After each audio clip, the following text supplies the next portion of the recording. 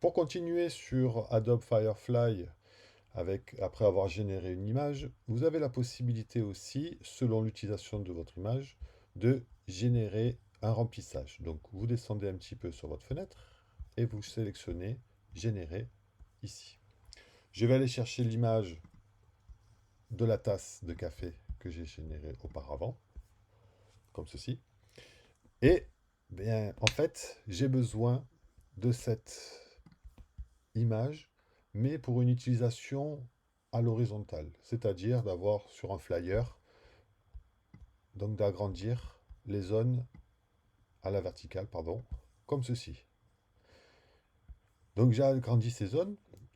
Sur Photoshop, aujourd'hui, avec la nouvelle version, vous pouvez générer aussi automatiquement, mais avant, nous utilisions principalement l'outil de tampon de duplication pour remplir ces zones-là. C'était un travail fastidieux. Là, l'application IA vous permet vraiment de générer, de calculer ici les zones vides et de les remplir à nouveau. Il va vous proposer trois solutions de remplissage comme ceci. Une, la deuxième, la troisième. Donc là, on voit que la tasse n'est pas exactement la même. Ici, on s'y apparente un petit peu plus, même si on voit quand même que la hanse n'est pas identique. Et celle-ci n'est pas non plus la même, donc on va partir sur cette image-là. Même si après, vous pourrez toujours un petit peu la corriger. On va conserver celle-là. Donc le format me plaît. Maintenant, j'ai cette zone-là, le bras de cette personne qui est un peu sombre. J'aimerais avoir une zone un peu plus lumineuse ici. Je vais prendre l'outil supprimer.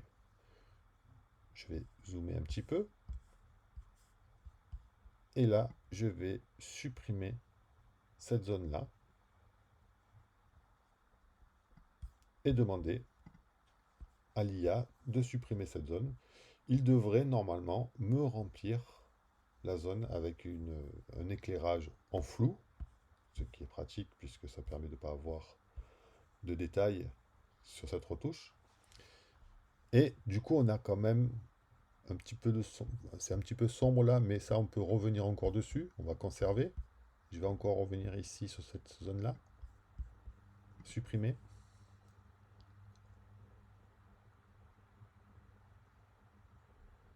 Alors évidemment, ça prend du temps et surtout, ça prend pas mal d'énergie à l'ordinateur. Donc, il faut quand même que vous ayez une machine assez puissante. Donc là, je commence à avoir un effet qui m'intéresse. Je peux toujours regarder les autres propositions. Celui-là est même plus intéressant.